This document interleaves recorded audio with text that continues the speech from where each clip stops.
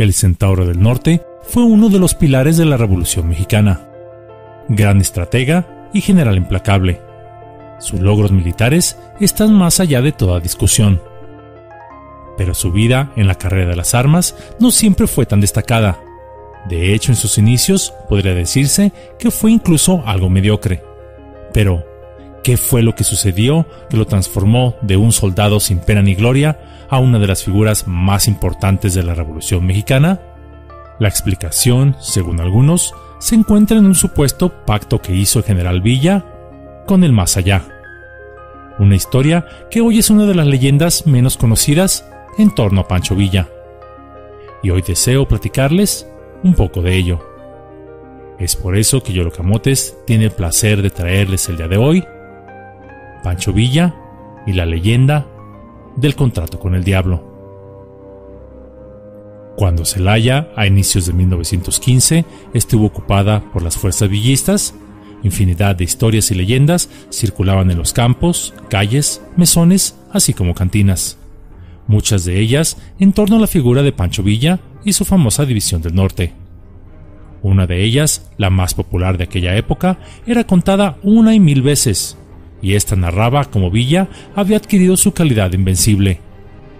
Cuando inició la revolución, Villa era tan solo un ladrón, líder de una banda de criminales que se unieron al movimiento liderado por Francisco Madero. Durante esa etapa, Francisco Villa no tuvo trascendencia alguna, pues no pasó de ser un soldado más, un hombre al que todos relegaban como si fuera de segunda mano, rechazado por su condición humilde, y muchos militares además lo veían tan solo como un miserable ladrón. Su posición en el ejército revolucionario era precaria. Incluso a mediados de 1912, Victoriano Huerta, su jefe militar directo, sin motivo alguno, pero alegando que se había robado un caballo, lo quiso fusilar. Cosa que por supuesto no logró gracias a que intervinieron Emilio y Raúl Madero, hermanos del presidente Francisco Madero. Frustrados los planes de Victoriano Huerta para fusilarlo, lo encarcela y para justificar el acto le inventa algunos delitos extras. Y como una desgracia más, el presidente Francisco Madero no hacía tampoco nada para liberarlo de esa situación.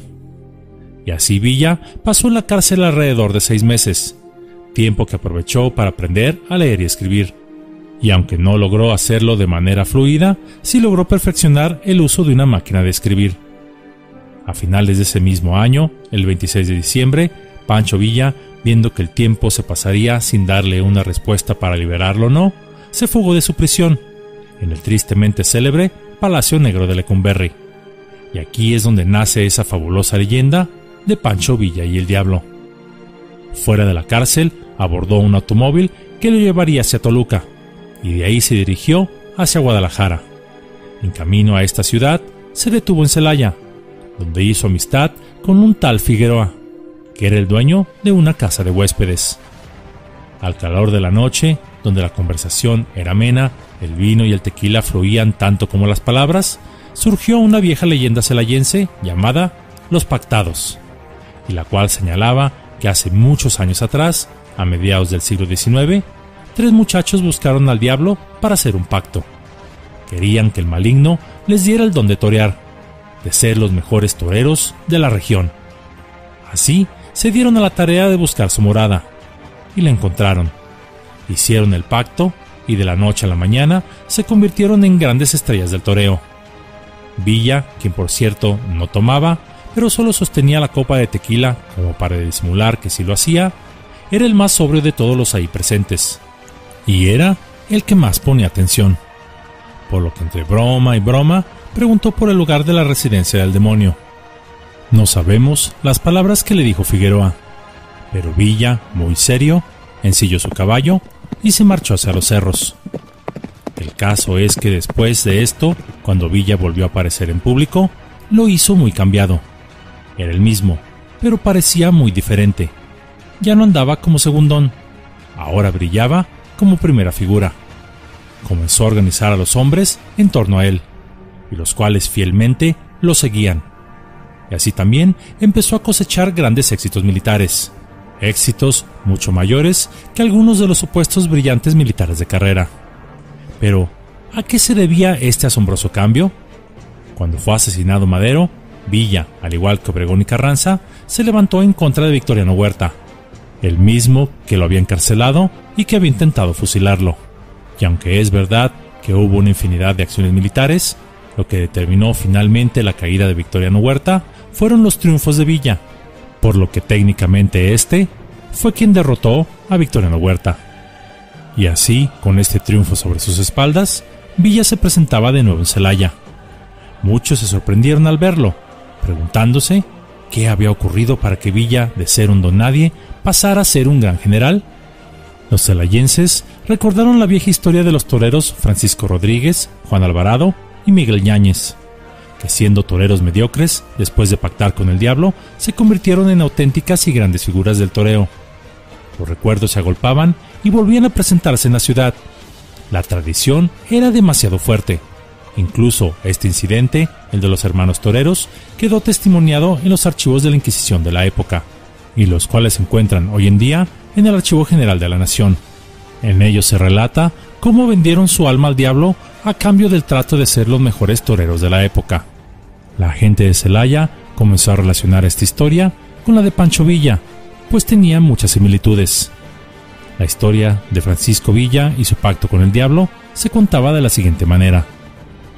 Al norte de San Juan del Río, en Chihuahua, frente al rancho Menores de Abajo, existe una eminencia natural, en forma de cofre donde viven magos, hechiceros, brujos y el diablo mismo, a quien, dando promesa de entregarle el alma a la hora de la muerte, proporciona la gracia que se le pide, mediante una hierbita religiosa que se toma, y por eso los jóvenes de la región son unos famosos tahúres que nunca pierden, otros jinetes consumados, otros afortunados conquistadores de mujeres, otros invencibles en las riñas, otros mercaderes en perpetua bonanza.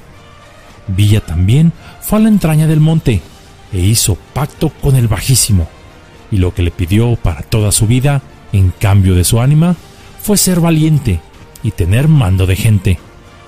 El diablo estaba acompañado de militares, papas, cardenales, reyes, mujeres alegres, sabios y legiones de individuos de todas las razas que cantaban y reían con locura. Villa no se amedrentó con este espectáculo infernal y se libró con inteligencia de los perros de 7 colores y de los chivos pintos que pretendían detenerlo. Con toda calma hizo el convenio con Satanás y tuvo su don. Para entrar al castillo, que se encuentra dentro de la altura, no se debe llevar rosario, ni reliquias de santos, ni pensar en Dios. Es necesario maldecir, echar vigas y renegar de la Santísima Trinidad. Cierro la cita. Al conocer esta leyenda, los celayenses estaban convencidos de que Villa había encontrado la guarida del demonio y consecuentemente había obtenido su don. Pero, ¿cómo lo hizo? Nadie sabe. ¿Sería por su amplio conocimiento del suelo norteño, o por su increíble necesidad, o porque no le importaba su alma, o por las señas que le había dado el tal Figueroa? No lo sabemos. El caso es que era un Francisco Villa muy distinto al que un día, 2 años y medio atrás, se había presentado en Celaya. Pues antes, muchos decían que era tan solo niño, y ahora era todo un hombre.